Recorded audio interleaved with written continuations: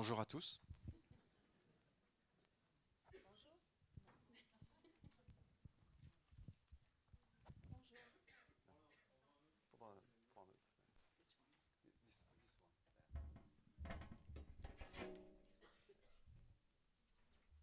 Bonjour, bonjour à tous. Alléluia. Ça marche. Je suis avec vous cet après-midi et bienvenue. C'est le premier culte intergénérationnel de l'année 2024. Tenez-vous prêts à participer à ce moment qu'on partage ensemble. On va avoir une lecture où j'aurai besoin de beaucoup de voix. Donc, je n'ai pas réussi à distribuer tout, mais donc je ferai appel à certains si nécessaire. Vous n'aurez pas le choix, vous serez désignés. Donc je préviens par là-bas. Voilà. Depuis quelques mois, on est en train de lire ensemble un verset que le Seigneur nous a mis sur le cœur. Alors voyons si on est capable de citer ce verset de mémoire. Alors on va vous rappeler, il y a juste à combler les blancs, ça ne devrait pas être trop compliqué. C'est le psaume, c'est quel numéro de psaume d'ailleurs? Tiens. Hein? Depuis le mois de... 121. Non, c'est pas 121. C'est depuis le mois de C'est 120 de quelque septembre. chose, verset 1. Alors, vous allez le retrouver, ça va venir. Est-ce que vous pouvez le citer? Chant des montées de qui est-ce qu'il a écrit? Non, c'est pas David. C'est l'autre, c'est Salomon. Si ce n'est le Seigneur qui bâtit la maison, ceux qui la bâtissent travaillent ou inutilement, en vain ou inutilement, c'est la même chose. Super, vous connaissez le verset par cœur. C'est le psaume 127. C'est numéro 7, 127. Donc ce verset nous montre trois choses. Ça nous montre que c'est le Seigneur qui doit bâtir la maison, que ce soit la maison de notre famille ou que ce soit la maison de Dieu qui est l'Église. C'est le Seigneur qui est l'architecte et c'est lui qui a dessiné les plans. La deuxième chose qu'on voit dans ce verset, c'est que ce sont les membres de la maisonnée qui sont appelés à être bâtisseurs avec Dieu, ceux qui bâtissent la maison. Donc ça signifie quoi? Bâtir avec Dieu, c'est bâtir nos vies avec lui et c'est de construire la vie de l'Église ensemble avec lui, selon sa volonté, selon son plan et pas le nôtre. Et en fait, le verset, il est un avertissement.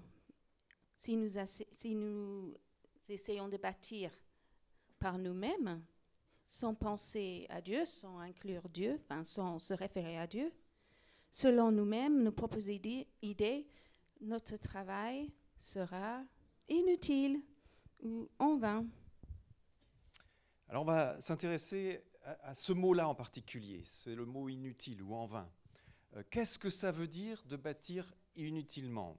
Bâtir une maison inutilement, ça serait de construire quelque chose qui ne respecte pas les plans que l'architecte a donnés, a dessinés. Vous voyez? Par exemple, si on construit une maison et on oublie la cuisine, on n'a pas construit la cuisine, on ne pourra pas manger dans cette maison. Est-ce que c'est vraiment une maison? Ou alors on a construit une maison, mais on a oublié les chambres à coucher. Donc on ne pourra pas dormir dans cette maison.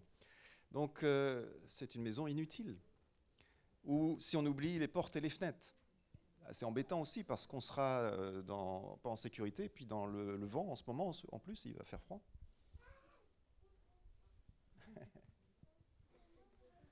Oui. Alors. Donc, pour bâtir une maison utile, il faut suivre les plans de l'architecte. Hein, et lui, il a un projet pour chacun d'entre nous, c'est qu'on puisse grandir, vivre, vieillir en sécurité et entouré par l'amour de notre famille et nos amis. En plus, son plan, son projet pour nous, c'est qu'on ait vraiment cette relation avec lui. Il est notre abri quand les choses sont difficiles pour nous. Et il est notre Père céleste. On a vu avant Noël que même Jésus a grandi dans une maison avec l'amour de sa famille et conscient de l'amour de son Père céleste. C'est pas étonnant, étant donné notre verset, si ce n'est le Seigneur qui bâtit la maison. Et dans l'évangile de Matthieu, Jésus a aussi déclaré, je bâtirai mon église. Donc Dieu est un bâtisseur. Il est le bâtisseur de toutes choses, de l'univers entier, du monde naturel qui nous entoure. Tous les animaux et les oiseaux avec leur habitat naturel. On avait vu ça aussi au tout début, comment Dieu a pourvu à une maison pour tous les animaux.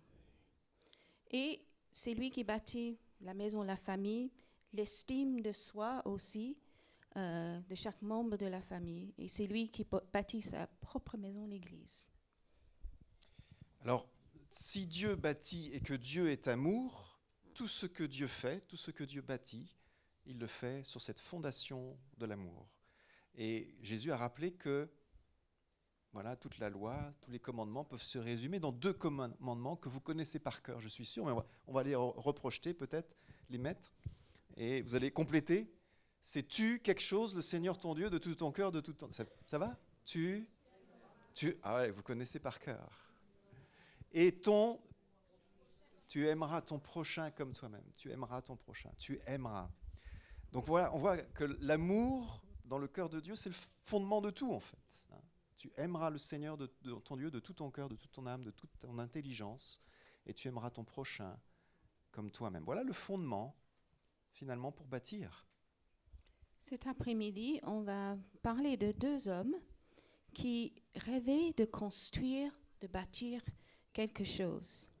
Est-ce que vous allez pouvoir deviner qui ils sont? Le premier,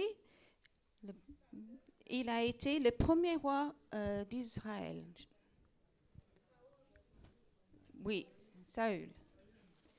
Et le second, c'était un homme qui aimait Dieu et qui rêvait de construire une maison pour la gloire de Dieu. C'est qui? David. Tout le monde a entendu. La Bible dit que David était un homme selon le cœur de Dieu. Donc David, c'était le plus petit, le plus jeune d'une famille nombreuse. Il avait 8 frères avant lui. Et il était le dernier, le petit dernier. Et quand il parlait, le petit dernier, on ne l'écoutait pas. Quand il y avait une décision à prendre, eh bien, on ne le consultait pas, on ne voulait pas savoir son avis. Peut-être que certains au milieu de nous, cet après-midi, se disent bah, finalement, c'est ce qui m'arrive aussi, et quel que soit notre âge en fait. Peut-être que dans un groupe d'amis à l'école ou dans le travail, on a l'impression, ou on peut vivre cela, d'avoir l'impression qu'on ne nous écoute pas, que notre opinion compte pour du beurre. Peut-être que personne ne vous apprécie, en tout cas vous avez le sentiment que personne ne vous apprécie. Et ça peut engendrer des frustrations, un découragement et une blessure dans le cœur. Et dans le cas de David, un jour le prophète Samuel, grand prophète de l'époque, est venu dans la maison de son père, Jessé. Et sur l'ordre du Seigneur, il vient et il va dire à son père, au milieu de ta famille, il y a le futur roi d'Israël. Et le père va présenter les frères, les 8 frères de David, et il ne va même pas penser au petit dernier. Alors, je ne sais pas, certains connaissent bien cette histoire, peut-être d'autres moins, alors on va peut-être regarder un peu de plus près l'histoire. Oui, on va lire cette lecture, on va faire une lecture tous ensemble, et donc je vais inviter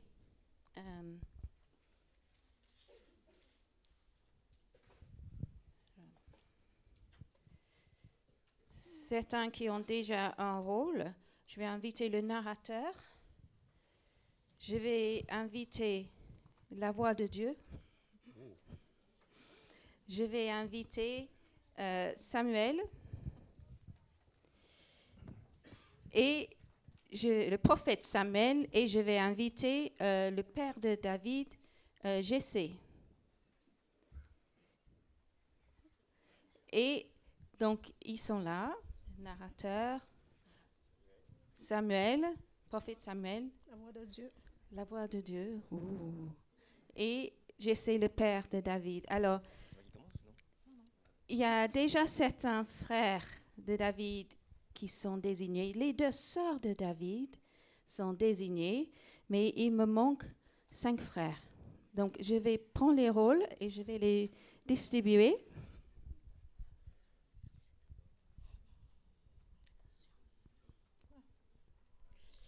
Attention, ça fait peur.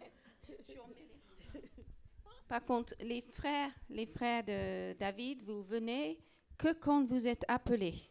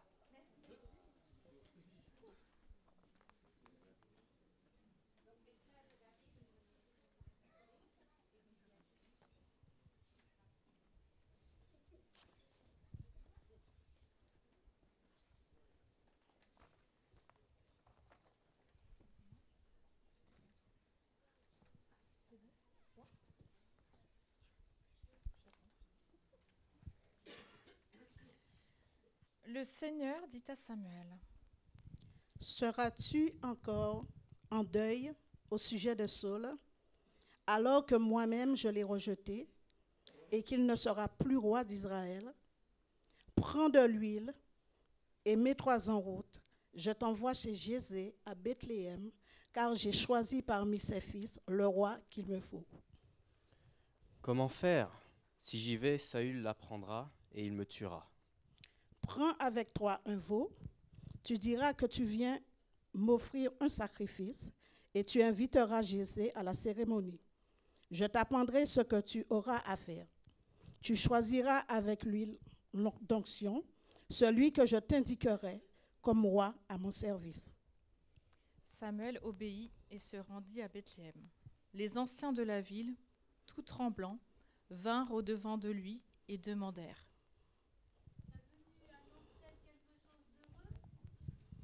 Oui, je suis venu offrir un sacrifice au Seigneur.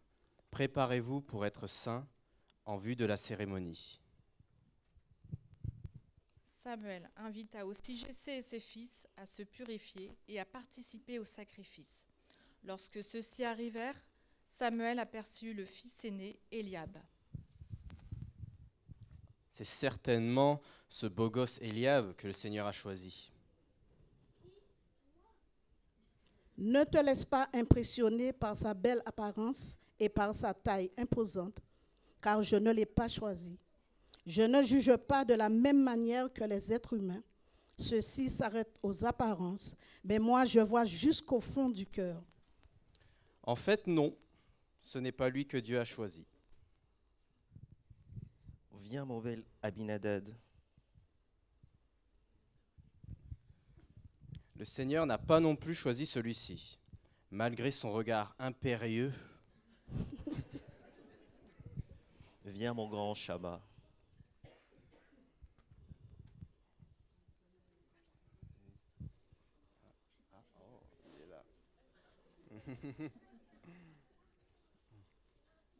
Le Seigneur n'a pas non plus choisi celui-ci, malgré sa posture intimidante. Viens, mon impressionnant Nathanaël.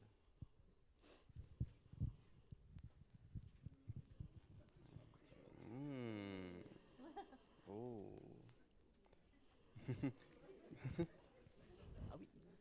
Ah oui. Qu'en dis-tu, Seigneur? Non, lui non plus. Viens, mon magnifique Radaï.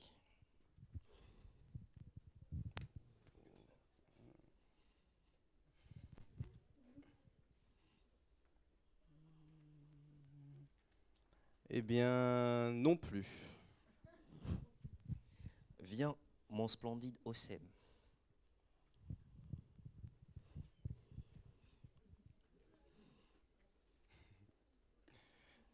Seigneur, je ne comprends rien. Ils sont de plus en plus jeunes et de plus en plus petits. Tu es sûr de ne pas vouloir reprendre dès le début? Tu ne m'as pas entendu. Je ne juge pas de la même manière que les êtres humains. Ceux-ci s'arrêtent aux apparences, mais moi je vois jusqu'au fond du cœur. Ah oui, le cœur, c'est très important. Sont-ils tous là, tes fils? Oui, oui, et ben non. Il y a encore le plus jeune, David, le petit garnement qui garde les moutons. Mais c'est le plus petit de tous, le petit dernier. Pourquoi voudrais-tu le rencontrer? Néanmoins, envoie-le chercher. Nous ne commencerons pas le repas sacrificiel avant qu'il soit là. Eliab, appelle David.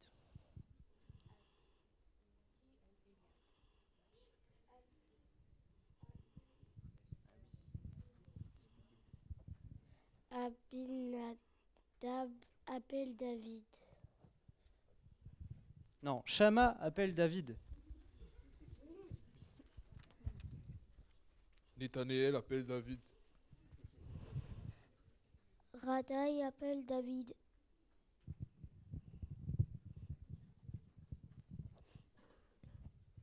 Osem appelle David. Serouya appelle David.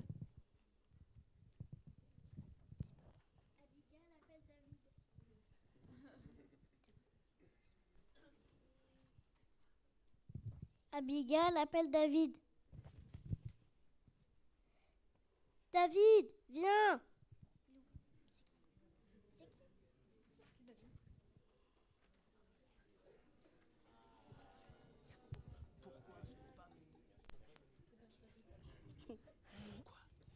Pourquoi?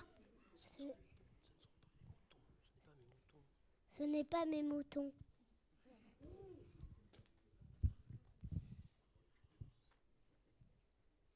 C'est le prophète Samuel qui te demande. Tu te moques de moi?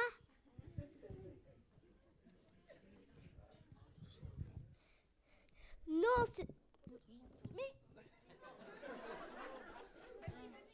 Non, pas cette fois, dépêche-toi.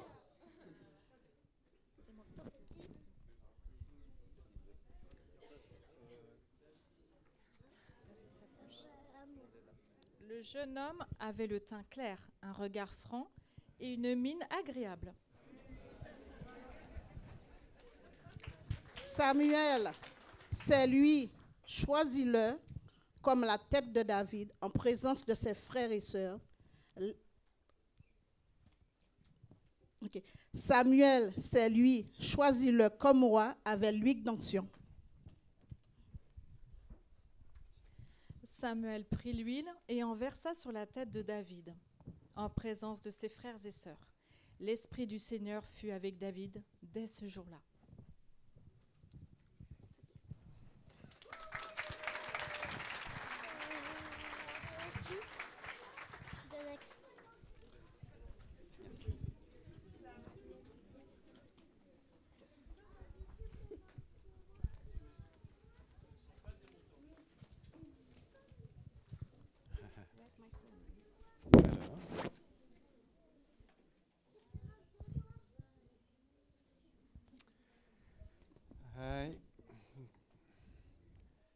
Au centre de cette histoire, il y a un passage, si tu veux le mettre, le verset 7 de 1 Samuel 16, où le Seigneur dit « Je ne juge pas de la même manière que les êtres humains.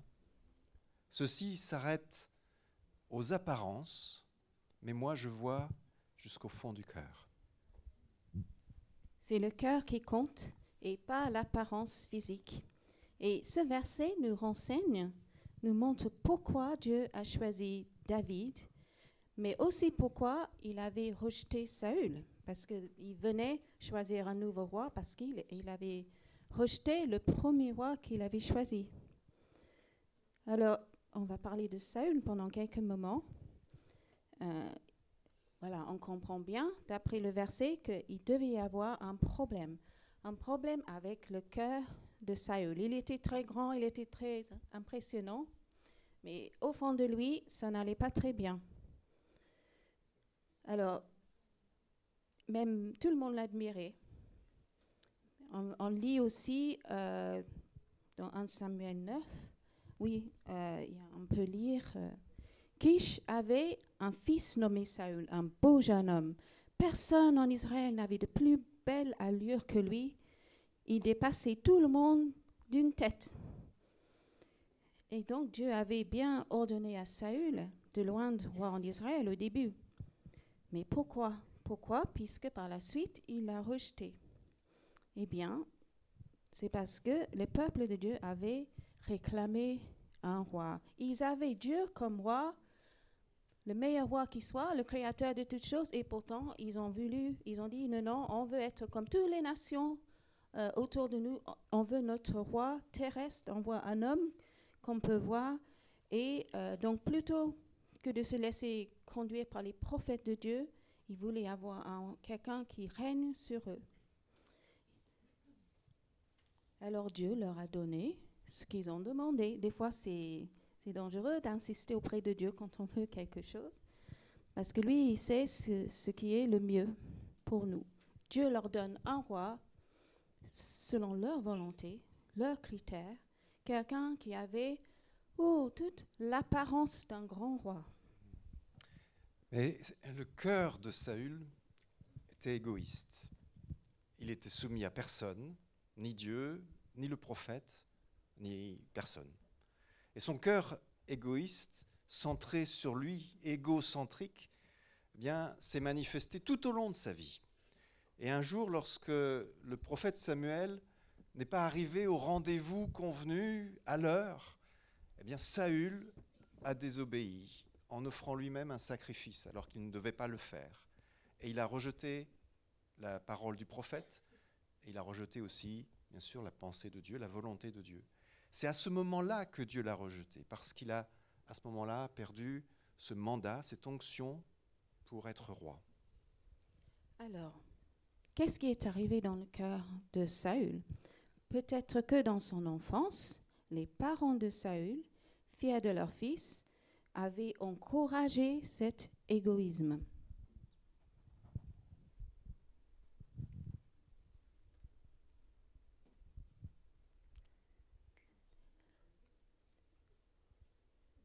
C'est les condons d'abord. Les parents de Saül, comment est-ce que vous avez élevé votre fils ? Oui, tu peux. Je ne sais pas. Oh, d'accord. Quand tu me regardes comme ça, je craque. Quand tu seras grand, les filles vont tous craquer pour toi. Tu es le plus beau. Fiston, tu es le meilleur. Tu es le plus grand. Et on va t'entraîner à être de plus en plus fort aussi. Tu dois saisir toutes les opportunités pour être le leader. Même si tu écrases d'autres, tu es destiné à de grandes choses. Tu ne peux pas être si beau pour rien.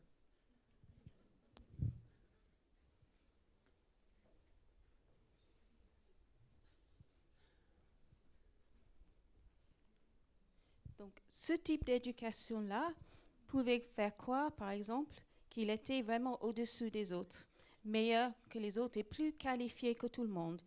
Et donc, quand il est devenu roi, là, l'admiration des autres, parce que tout le monde admirait Saül, ça pouvait vraiment renforcer ce trait de caractère et renforcer son égoïsme, parce qu'il avait le droit d'avoir tout ce qu'il voulait en tant que roi.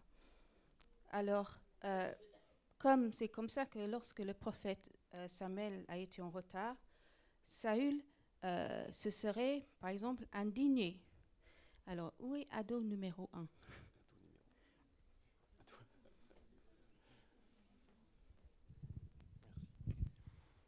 Quoi? On ose être en retard? Ce vieux prophète avec sa barbe blanche jusqu'aux genoux ne me respecte pas. Je suis le roi d'Israël, moi. Moi aussi je suis oint.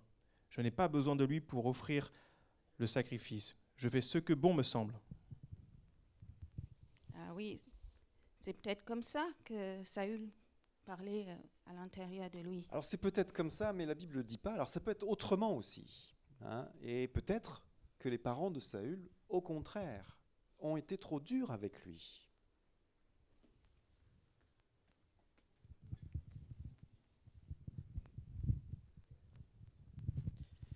Tu veux que je te félicite parce que tu as fini ton travail?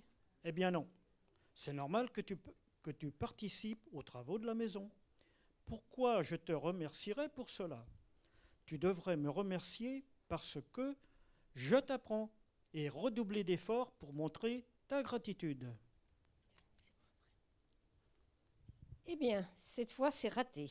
Ton père t'a pris mieux que cela. Quand je pense à tous les sacrifices que nous avons faits pour toi, tous les cadeaux, tous les beaux vêtements, tous les bons repas. Cette fois, tu as été nul. Tu me déçois. Regarde donc le beau travail de ton frère. On peut être fier de lui, au moins. Voilà, ce genre d'éducation qui pouvait produire des frustrations, une amertume, une colère même, et créer une conviction, un trait dans sa personnalité qu'il mérite mieux que ça. Et peut-être un désir de rivaliser avec les autres. Le ado numéro 2, ado 2. Il est... Là.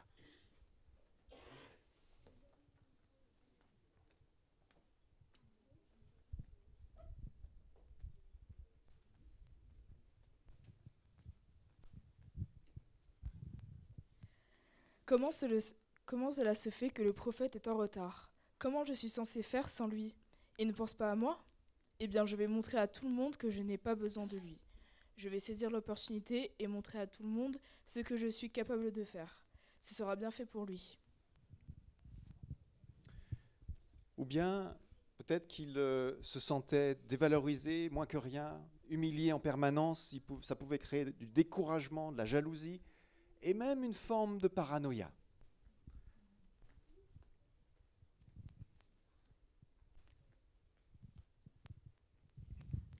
Je savais que ce vieux prophète me volait du mal. Je suis sûre qu'il a fait exprès d'être en retard. Il veut certainement que j'échoue pour que le peuple ne m'aime pas. Tout le monde l'aime, lui. Il a le beau rôle. Il vaut mieux que j'agisse par moi-même.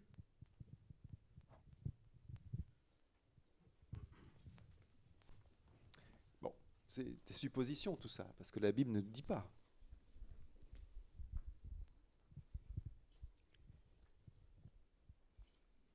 Oui, en réalité, la Bible ne nous parle pas vraiment de l'enfance de Saül et de la façon dont sa personnalité s'est construite. Mais on sait que voilà, les parents y contribuent quelque chose. Et la Bible, le texte biblique nous montre le résultat. Le résultat. Et voilà, il semblait très noble. Et tout le monde le croyait très noble, mais en fait, à l'intérieur de cette beau comparé à une vase, il n'y avait rien à l'intérieur, c'était creux, en fait. Et donc, 1 Samuel 15, verset 12, nous dit quelque chose de très, très étonnant. Je ne sais pas si vous avez déjà remarqué ça. Saül s'était rendu à Carmel pour s'y dresser un monument. Puis il avait repris la route et était descendu à Gilgal. La Bible dit qu'il a construit un monument pour lui-même. Ça, c'est quelque chose qui a été pratiqué par les autres nations, par les Égyptiens, par les Philistins, par toutes les autres nations. Ils construisaient même des statues, des monuments en souvenir des exploits de leur roi. Ici, c'est peut-être pas un statut, un mémorial parce qu'il venait de combattre dans une bataille, mais la Bible dit que c'est pour lui, c'est pour son honneur, comme s'il s'attribuait la victoire à ses propres forces plutôt qu'à l'aide du Seigneur. Et aujourd'hui, on a un nom pour ça, on appelle ça le narcissisme. En fait, ça veut dire c'est quand tout tourne autour de toi. Donc pour Saül, tout tournait autour de lui et de ce que les autres pensaient de lui. Et donc il n'agissait pas pour le bien du peuple, pour la gloire de Dieu, mais pour lui-même. Et c'est comme il était creux à l'intérieur, c'est comme s'il avait besoin de construire quelque chose de visible pour se donner une existence. Et lorsqu'il n'a pas reçu ce qu'il a voulu, ce qu'il voulait, sa jalousie s'est manifestée dans sa colère meurtrière envers le roi Saül et envers le jeune David et envers tout le monde en fait. Donc Saül, on peut dire qu'il ne s'est pas construit dans l'amour. Il n'aimait pas Dieu vraiment et il n'aimait pas les autres. Donc il est resté juste à son amour propre. Et il a construit un monument, en fait, un monument inutile. Voilà. Personne ne pouvait habiter à l'intérieur du monument qu'il a écrit. La Bible nous donne plus de détails sur l'enfance de David et on a une meilleure vision de la construction de sa personnalité. Il a beau être le plus petit, on l'a vu tout à l'heure dans la petite scénette, David, il ne semble pas qu'il en ait souffert. Il n'a pas senti le besoin de rivaliser avec ses frères aînés ou avec d'autres. Sans doute que David a vécu libre finalement de cette pression. Le fait qu'il était le dernier et que les 8 autres, son père, s'en occupaient, c'était eux qui étaient les héritiers, enfin les fils à qui il fallait donner de l'attention pour aider dans l'entreprise familiale. David, lui, il avait son rôle, c'était juste un berger. Voilà. Il n'était pas... Et berger, ce n'était pas le plus beau des métiers en Israël, hein, vous imaginez. Il ne fallait pas de beaux vêtements, pas besoin. Il était cependant libre de conduire son troupeau dans les collines. Il y avait une liberté.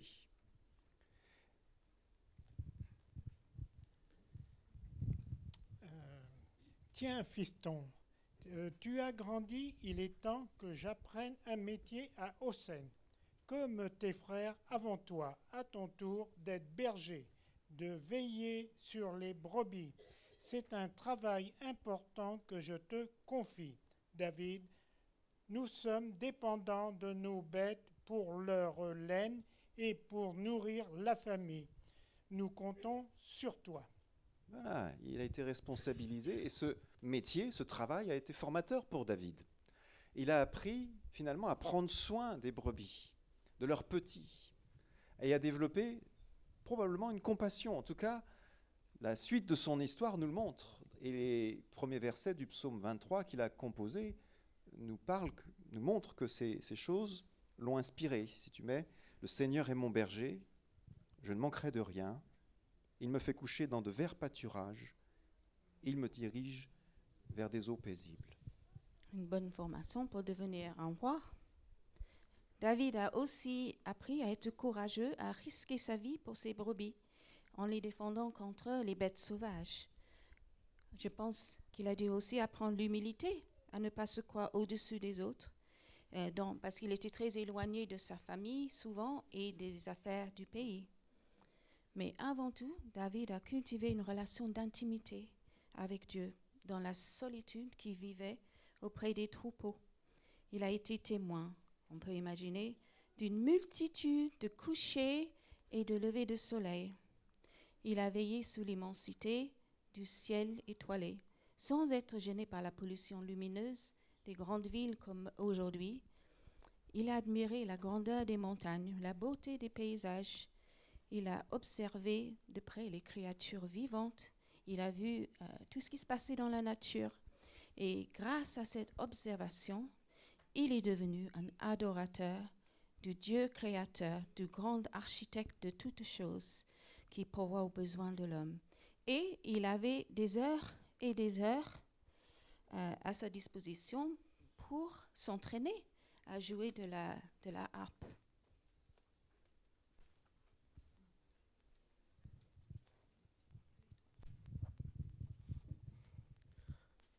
Car le Seigneur est un grand Dieu, c'est un grand roi au-dessus de tous les dieux. Il tient dans sa main les profondeurs de la terre et les sommets des montagnes lui appartiennent. La mer lui appartient, c'est lui qui l'a faite. La terre ferme aussi, ses mains l'ont façonnée. Venez, prosternons-nous, courbons-nous, fléchissons le genou devant le Seigneur qui nous fait. Car il est notre Dieu, nous sommes le peuple qu'il fait paître, le troupeau que sa main conduit, si aujourd'hui vous l'écoutiez. Amen. Et formidable entraînement pour devenir le roi d'un peuple.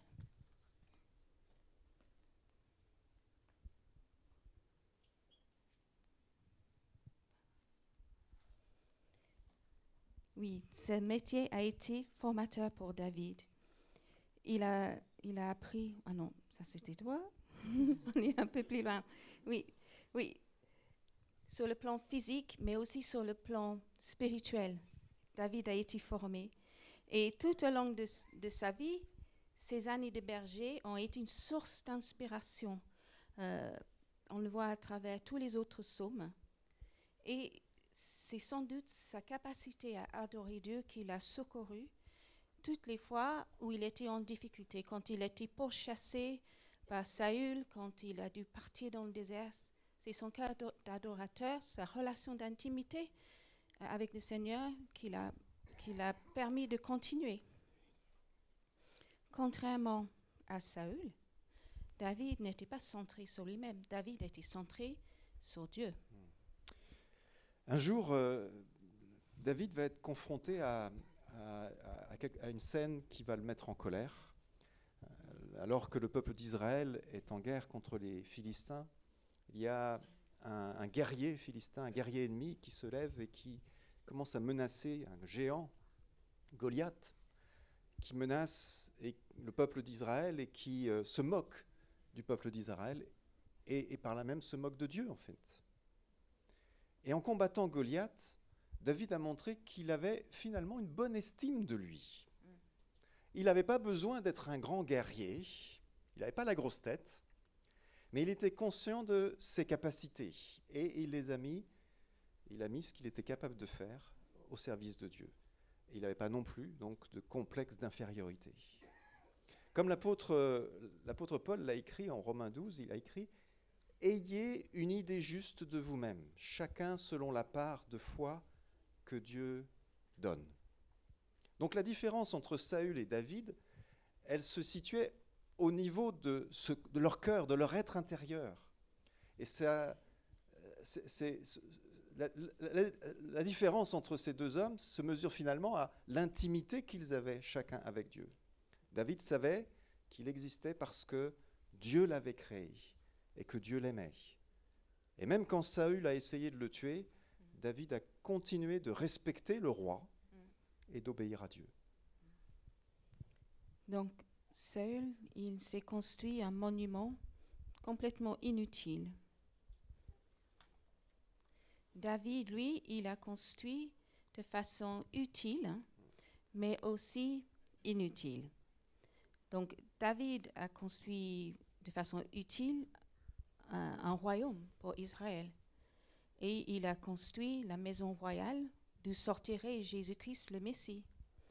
David a construit de façon utile le tabernacle de Jérusalem, la tente où il a instauré la louange perpétuelle en direction du Seigneur. C'est grâce à David que nous chantons aujourd'hui dans l'Église. Alors c'est vrai que tout n'a pas été positif dans la vie de David. David a péché contre Dieu. Mais contrairement à Saül, il n'a jamais désobéi à un ordre direct du Seigneur. Il a toujours démontré un cœur ouvert à Dieu, toujours prêt à se repentir lorsqu'il commettait des péchés, parfois même un crime. Et la Bible ne cache rien de ses erreurs, ni le fait qu'il a subi les conséquences de cette, même d'une gestion catastrophique de sa vie de famille, la vie de famille de David. L'ironie, finalement, c'est que ce qui a causé le péché de David, la chute de David, c'est finalement la pression de la royauté, parce que le peuple voulait un roi. Et Israël allait à l'encontre de la volonté de Dieu en ayant un roi. Et David, il a agi comme tous les autres rois, finalement, en prenant des femmes, des enfants, en prenant les femmes qu'il désirait. C'est exactement ce que faisaient les rois de l'époque. C'est ce comportement qui va l'amener à chuter. En plus, David, vous est-il dit, c'était un guerrier. Il était habitué aux batailles, aux guerres. Il a tué des ennemis. Et lorsque David a eu à cœur, a rêvé de remplacer cette tente, le tabernacle, le temple transportable, de le remplacer par un temple à Jérusalem pour pouvoir adorer Dieu, que le peuple puisse adorer Dieu à Jérusalem, eh bien finalement Dieu ne l'a pas permis à cause de cela. David va donc, parce que Dieu lui dit non, va appeler son fils, Salomon, et va lui dire, tu vas bâtir une maison pour le Seigneur. Parce que moi, j'avais à cœur de bâtir cette maison. Mais le Seigneur m'a dit, tu as répandu beaucoup de sang, David. Tu as fait de grandes guerres.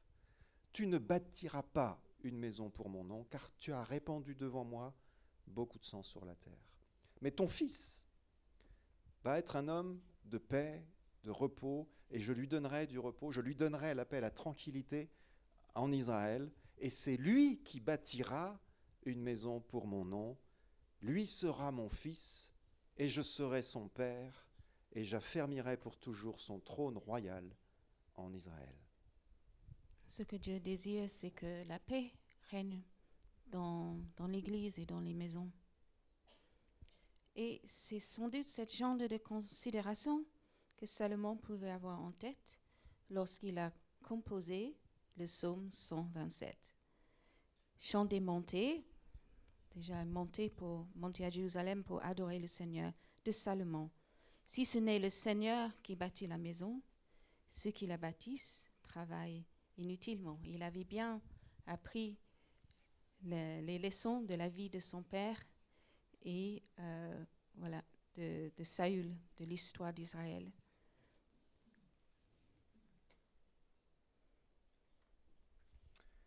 Est-ce qu'on peut prier ensemble? Merci Père pour ta parole.